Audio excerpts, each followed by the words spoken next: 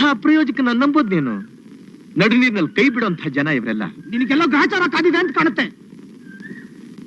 ನೋಡಿದೆ ಗಂಗಾ, ಶರ್ಟ್ ಕೈ ಹಾಕಿದ್ದಾರೆ.